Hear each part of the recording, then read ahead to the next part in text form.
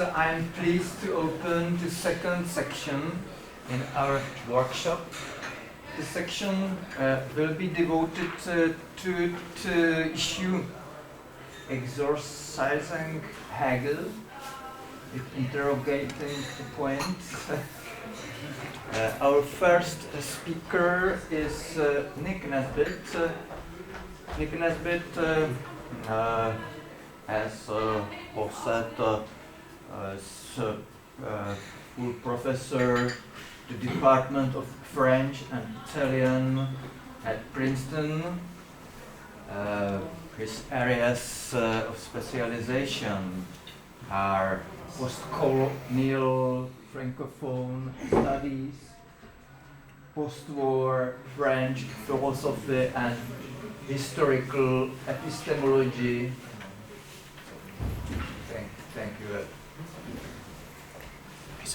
Philosophy of music, political theory. His present engagement in our institute consists in a project concerning that Bolzanian heritage in the French folk. I would like mention some of his books.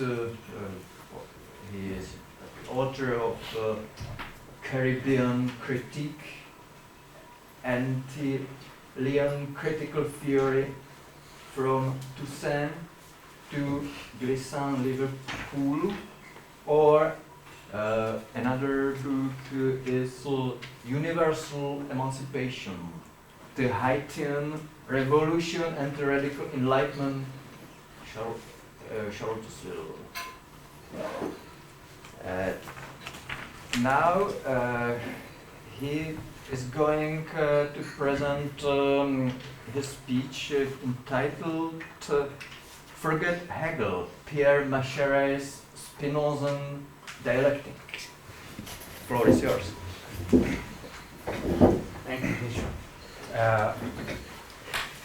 If anyone doesn't have, there's a handout here which is just consists of citations from Macherey's book and then a little proposal that I'll make at the end of my talk.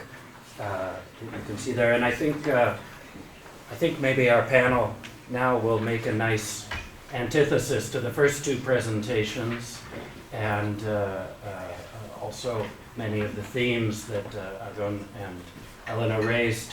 I think you'll see as well, perhaps reappearing. So let me just jump in, and I will. I hope this isn't too confusing. I think I'm not going to read the citations, but I may project. You have some more papers? Some more papers? I don't know. What I had was there in the stack. We are short of time. Well, maybe you can share with your neighbor. And I think I won't read the citations. You have them there. I'll put them up, and I'll be commenting on them in my text, rather in the interest of time. Pierre Macherey's magnificent 1979 book, Hegel ou Spinoza, Hegel or Spinoza, which was only belatedly translated into English in 2011, might perhaps be more properly retitled Macherey, Reading Hegel, Misreading Spinoza. This retitling, I think, would point to the very singular nature of the book's undertaking. Macherey doesn't ask us to choose between Hegel or Spinoza, between a true or a false philosophy, any more than between a right or wrong reading of Spinoza.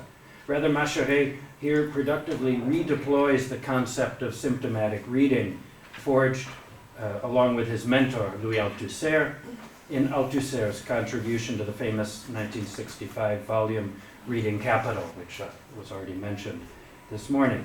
At stake for Macherey, in truly Spinozist fashion, is not the truth or falsity of Hegel's reading of Spinoza, but rather its inadequacy to the Spinozist text, as well as, at least as importantly, the necessity of this misreading, Hegel's misreading, to enable the constitution of Hegel's own philosophical system. Hegel, Macherey argues, must necessarily misread Spinoza repeatedly in the most blatant, spectacularly mischaracterized fashion. And Hegel's Spinoza precisely constitutes a symptom in the sense of a refusal to think the specific form of a dialectic that Spinoza leads us toward. This is Macherey's claim. A dialectic without subject, teleology, or negation. This misreading, Macherey shows, takes the uncanny form of repeatedly misrepresenting Spinoza's thought regarding the very questions on which they most closely coincide. And in fact, the famously Spinozist reading of Marx's Capital that Althusser and his students, Macherey, Etienne Balibar, Jacques Rancière, articulate in Reading Capital in 1965, was already inscribed within the trajectory of Macherey's thought into the present, into his work up to the present, which has productively moved between Spinoza and Marx, ultimately to focus almost entirely on the former, Spinoza. For when Macherey, Balibar, and Yves Duroux, who's often forgotten among the participants in the Reading Capital project, because he ultimately didn't have a published contribution, but had played a central role, as Balibar's often underscored. When the three of them approached Althusser in 1960 to ask him to organize a reading of Capital at the Verdun and as Althusser's students in philosophy, Macherey was arguably already at least as well versed in Spinoza's thought as his mentor, Althusser. Moreover, as Warren Montag has shown, it would be the student, Macherey, who would go on to critique certain of Althusser's inadequate formulations, for example, on the notion of totality in the first edition of Reading Capital. And those are formulations that Althusser, recognizing the force of Macherey's critique, this is what Montag shows in the book, a great book, Althusser and His Contemporaries, it came out a few years ago. Althusser recognizes the force of Macherey's critiques, but then in the second edition of Reading Capital, Althusser simply cuts out the offending passages rather than reworking them in a more adequate fashion. There's a lot more to say about that, but let's move on.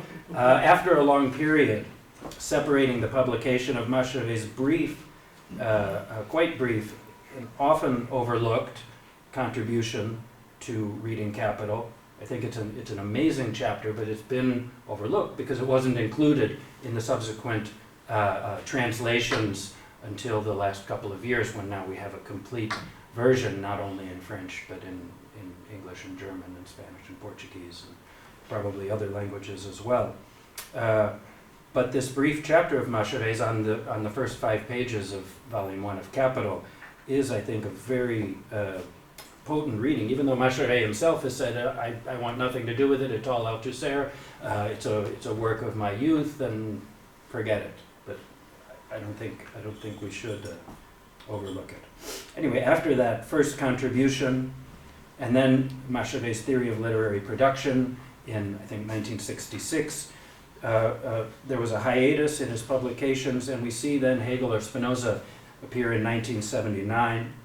Since then, Macherey has gone on to produce a series of really extraordinary, intensive readings of the Spinozist system. That is, 5 volumes by Macherey on each section of Spinoza's ethics, as well as various other articles and publications on Spinoza.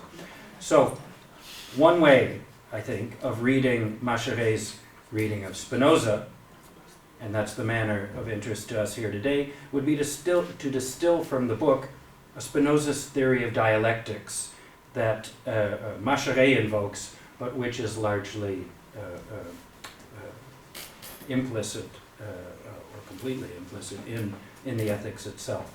Macherey's book, Hegel or Spinoza, to say nothing of the subsequent development of its analyses and arguments in Macherey's further studies of Spinoza, is extraordinarily complex. It's minutely argued. It attends both to the most minute questions of Spinoza's language and concepts, while simultaneously articulating across the vast theoretical expanse of Spinoza's text, of the Ethics, a veritable network of propositions that seeks to present to the reader the geometrical order of the Ethics in an even more adequate form, arguably, than the book itself, making patent the dynamic, constructive force of Spinoza's architecture against any reduction of that thought to an abstract formalism.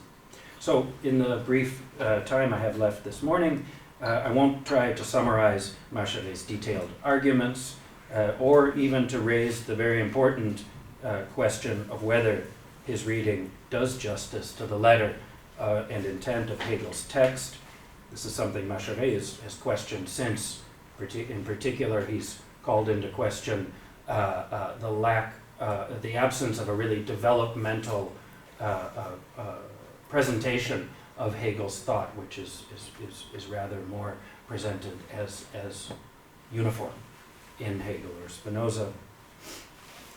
Instead, let me just briefly recapitulate how the 4 chapters of the book as a whole, of which we've only read the final chapter, which I apologize for the length. I thought, oh, just a chapter, and there it is, 100 pages. Well, hopefully you've had a chance at least to glance at a bit of that chapter. How the 4 chapters contribute to the articulation of what Macherey calls a positive dialectic, a dialectic that, for reasons I hope will become evident, we might also term a substantialist or even a synthetic dialectic. The point of this demonstration isn't that this singular concept of dialectics lies immanent within Spinoza's text. That's a point that Macherey himself shows with precision and detail. So I won't repeat that. But even more crucially for us as readers, that is, of Spinoza, of Hegel, of the other thinkers we'll invoke today, but maybe perhaps above all as readers of Marx's Capital, certainly for me, I wish to argue that the negative dialectical methodology that Marx initially adopted from Hegel after 1857 in the Grundrisse, in fact, proved in many instances inadequate and constituted at various points in Marx's argument a veritable impediment to the articulation of the 3+ volumes of Capital. Not only was the Hegelian negative dialectic in certain cases a theoretical obstruction that Marx gradually abandoned across successive drafts of Capital. This is an argument that Jacques Bidet develops really, I think, out of a greater precision out of the Althusserian school. I think some of Bidet's arguments are very interesting. That Hegel was a theoretical impediment to Marx and to his thought. And this, then, will be my conclusion, that in fact we can readily identify in certain moments of Capital a synthetic, materialist, positive, or even substantial dialectic, a quasi-Spinozist dialectic without subject teleology, contradiction, or negation of the negation. So, let me make three points following Macherey. First, Hegel's misreading of Spinoza, very briefly, a contrast between the Hegelian and Spinozist concepts of the dialectic, and then I just want to put forward very quickly at the end one brief example that I'm trying to think through at the moment of the presence of a substantial synthetic presentation or methodology in Capital. Hegel misreads Spinoza. In his first chapter, Macherey surveys the general characterization of the Spinozist doctrine in Hegel's writings. Most importantly, in the chapter on the absolute in Book 2 of the Logic, and also the chapter on Spinoza in the lectures on the history of philosophy. Hegel's general characterization of the Spinozist system, which Macherey will subsequently examine in further detail, is, Macherey argues, a seemingly arbitrary refashioning of Spinozism in which Hegel, quote, reconstructs the discourse following a logic of his own conception. Hegel's presentation for Macherey constitutes nothing less than a, quote, violence to the text, unquote, the intent of which bears a precise objective, quote, to characterize this philosophy above all in terms of its putative stasis. Hegel's misrepresentation is for Macherey a mere caricature, the derision of decline, unquote. In this view, Hegel's Spinozism proceeds via a regressive movement, from an abstract plenitude of being in the initial postulation of substance to a succeeding degradation characterized by the depletion and the descent into nothingness.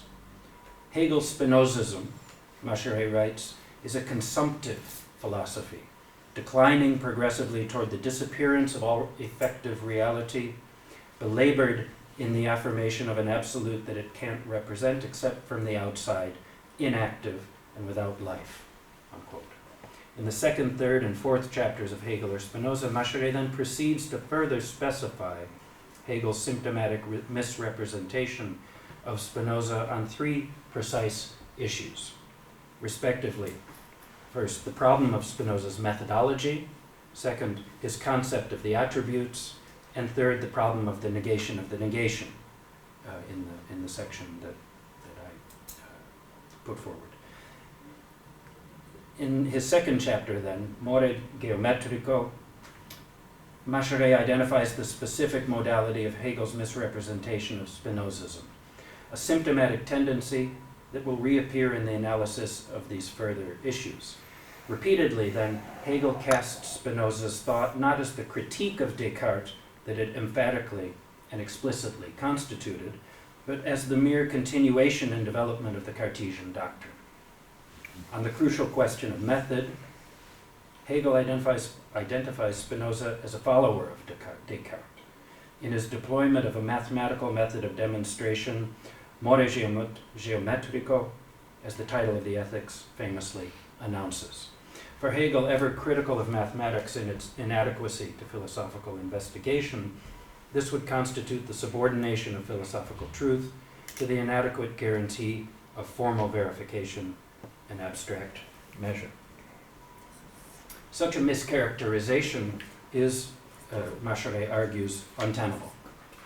Spinoza's single extended discussion of his method of presentation occurs in the preface to his sole publication in his name, the 1663 Principles of Cartesian Philosophy and Metaphysical Thoughts.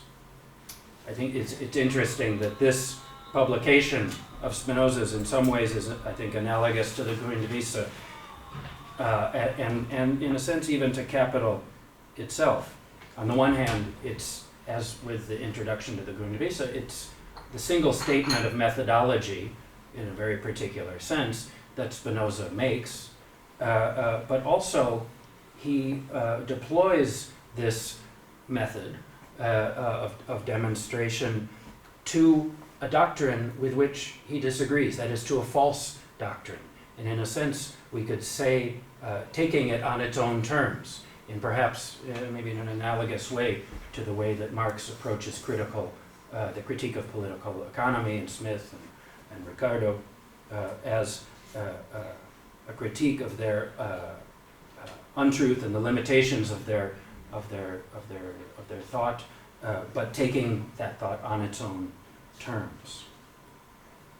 Here Spinoza, in this 1663 text, takes up Descartes' founding distinction between analytic and synthetic methods of philosophical argument, but he does so precisely to assert the necessary priority of the synthetic method that Descartes had rejected as mere heuristic expedient, the synthetic method, which for Spinoza, in contrast, constitutes the proper form of communication of the results obtained through a merely preliminary analysis. The synthetic method, even more, is adequate to the apodictic presentation of concepts insofar as it follows the most fundamental imperative of Spinoza's philosophy, to reject all reactive attribution of imaginary causes to empirically observed effects. Think of Spinoza's critique of miracles, for example. And instead always to argue synthetically from the necessity of causes to their effects, to move, for example, not from the finite to the infinite, say from the human soul to God, but the actual reverse.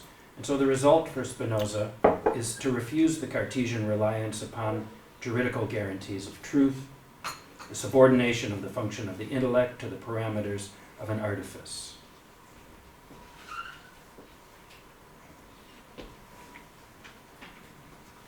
The synthetic method refuses any measure of truth based on the adequation of subject and object, whether empiricist from thing to idea, or idealist from idea to thing. Instead, the ethics constructs the object of adequate knowledge in its necessity as a synthetic concretion, moving from the abstraction of the preliminary definition of substance to the concrete as the fully adequate knowledge of the third order, what Spinoza calls the third order of knowledge. The construction of knowledge from the necessary but inadequate mode of the imagination through the universal concepts Spinoza terms the immediate infinite modes, for example, motion and rest in the attribute of extension, to the fully adequate knowledge of the essence of things occurs for Spinoza entirely within the attribute of the intellect, moving from idea to idea in a necessarily causal order, the same order as that of things in extension, with neither origin, the intellect possesses a priori true ideas, Spinoza asserts, nor teleology. And so it's here that Spinoza's thought takes decisive distance from that of Hegel.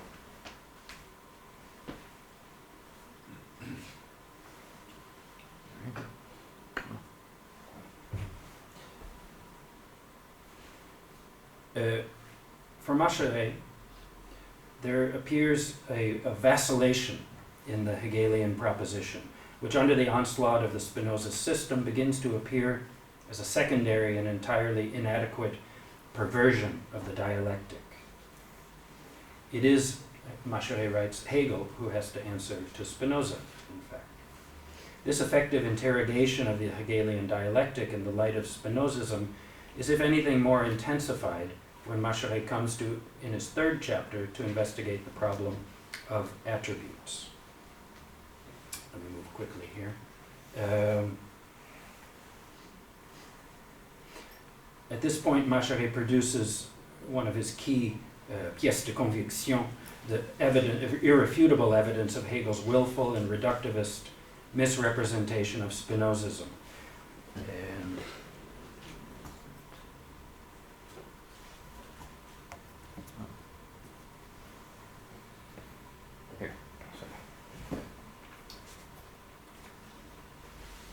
And here you have Hegel's statement about Spinoza's notion of the attributes. Substance has only two attributes, Hegel writes or lectures, thought and extension.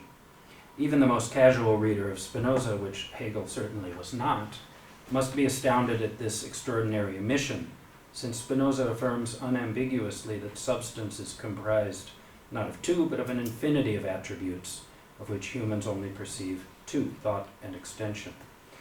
And here again, what Macherey demonstrates is more than a mere mistake or untruth, but more strongly that Hegel's omission is properly symptomatic and unambiguously necessary in the system of Hegel's adequation of the Spinozist and Cartesian doctrines.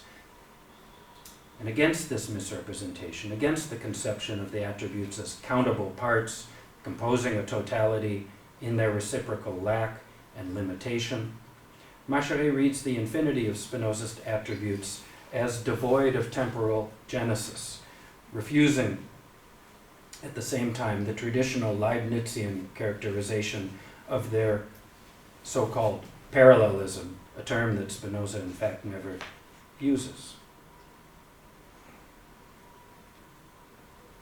This distinction, Macherey argues, the distinction between thought and extension tends, as a parallelism, tends to reintroduce a Cartesian dualism into Spinoza's concept of substance. Macherey's critique of the Hegelian treatment of Spinoza culminates in the long chapter that we may have read on concepts of contradiction and negation. So let me just point very quickly to the main elements of Machereys critique as they relate to the proposition of a materialist, substantialist dialectic.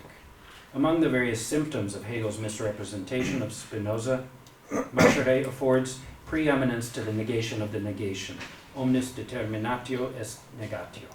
Here it is, he asserts, the ideal symptom to grasp their relation. It's not merely that Spinoza nowhere says what Hegel attributes to him, that the essence constituting each attribute envelops a negation, but rather, in its essence, the absolutely infinite does not envelop a single negation. That's Spinoza. Hegel's mischaracterization puts us immediately on the scent of the key disagreement with Spinoza, which takes us to the heart of the contrast between a negative and positive dialectic, the status and nature of subject, and with it of negation in Spinoza and Hegel. For Spinoza draws a fundamental distinction between substance and subject that Macherey argues is properly scandalous for Hegel. Substance, Macherey writes, is that which cannot be subject to the extent that being absolute, thus indeterminate, it cannot be determined as a whole. Inversely, the subject is that which, according to its own limitation, cannot be substance. Unquote. Macherey's analysis, developed over the course of the long chapter, is penetrating. It's not simply the case that for Spinoza nature is not itself a whole. What's more, there's no subject whatsoever that could set itself in opposition to nature to impose its intentions.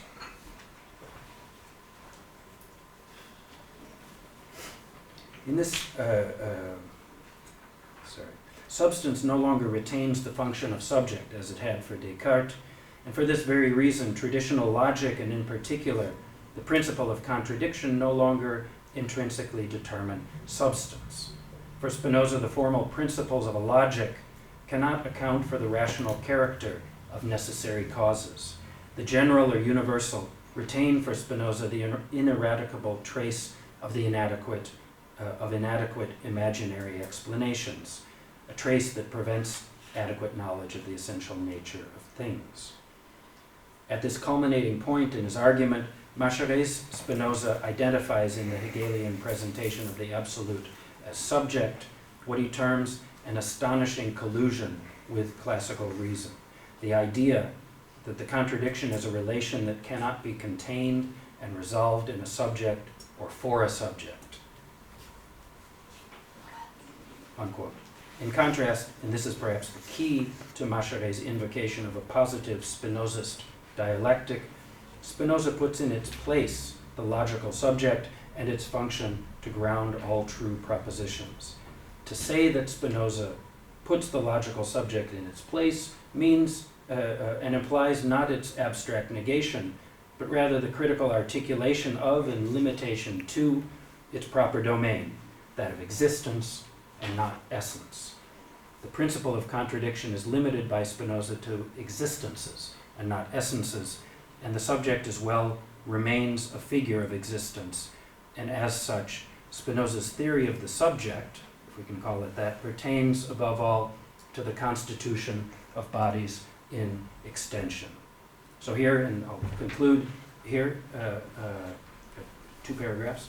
It's here in Spinoza's analysis of the contingent composition of singular bodies that we re-encounter Marx's critique of political economy and capitalism. That's my argument anyway. For if Spinoza's privileged example is the human body, Macherey's remarkable commentary here on these pages 176, 177, can, I think, be productively addressed to the order of necessity inherent in the contingent composition of capitalism. So this is where I want to conclude. I want to briefly propose the argument that I'd like to develop regarding Marx and this mode of dialectical presentation simply by suggesting one quick example that I won't go into any detail on. My proposal, my argument to return to, is that a negative contradiction-based dialectical structure is inadequate to grasp the essential nature of capital, that it tends moreover, in traditional readings of Marx, to reduce this nature to essential conflicts between proletariat and capitalist, between forces and relations of production, between a productive conscious human subject whose intentionality transforms and humanizes nature, etc. And that the dialectical development of the whole and its Aufhebung, guaranteed by the rationality of subject, whether human, logical, or absolute. Instead, my claim is that only a positive synthetic dialectic, one that displaces all contradiction from essence to the constrained contingencies of existence, is adequate to the critique of capital and the necessity of its contingent dispositions. Human social relations bear no inner essential drive toward their culmination in capitalism, as the imaginary doctrines of liberalism and neoliberalism would have us believe. Instead, as Marx first argued in his presentation of primitive accumulation, and Robert Brenner, Ellen Wood have developed that argument, the historical body of capitalism is composed through a fundamental and renewed system of constraint based upon the systematic dispossession of the means of production and reproduction to form a proletariat in the precise sense Marx gives the term. The existential compulsion of human bodies to compose themselves as subjects of the valorization of value under capitalism. And while the Brenner-Wood thesis offers a powerful explanation of this motive force, I think it remains problematic, psychologistic, I'd say, a theory of rational choice, of utility, and inadequate. True, but inadequate. Instead, it's my contention that Marx's Gedanken Konkretum, his thought concrete, his unfinished work in progress, contains a fundamental, if largely invisible, synthetic mode of presentation of its claims. So I'll skip all this. There's many different modes of presentation, historical, moving in leaps, Hegelian negative dialectic. And then my last point is on the other side of the handout. This is just a quick draft of a proposition. It's by no means complete or fleshed out, just a suggestion I'm trying to develop. Proposition that Marx's demonstration that slave-based labor is unambiguously and positively incapable of creating surplus value. I published an article this summer making that claim, I thought in rigorous terms, and then I followed up on the Facebook group that Alain helps negotiate on the value form critique and Marx, and immediately found myself embroiled in discussions with close readers of Marx who are convinced that slave labor produces surplus value. That's the endnotes people, John Clegg. Yeah, John Clegg, for example, within capitalism. And so I got into huge, long debates, and you're right.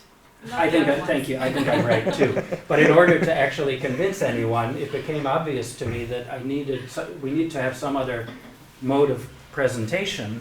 And sorry for the fine print, but it's on the other side. And which would simply be to present synthetically the very few steps in Marx's argument by which we can conclude that slave labor, which is by definition not wage labor, because the slave is possessed as a commodity bought on the market and unable to own its own labor power to then sell. This seems absolutely transparent and obvious to me. So if we take labor, abstract labor as the substance of value, etc., and these 3 points that I've taken from Capital, etc. So you get my point, which is simply that Spinoza's synthetic mode of presentation is a very powerful dialectical form that has strong differences from a negative dialectical mode. Nonetheless, I think can be very powerful, very useful for problems that remain actual, the presence of slavery within capitalism, contemporary capitalism, historical capitalism, for example, and that we would be well put to take seriously Macherey's propositions regarding this positive dialectic, not only in Spinoza, but also in Marx and certainly many other modes of thought. So, thanks very much.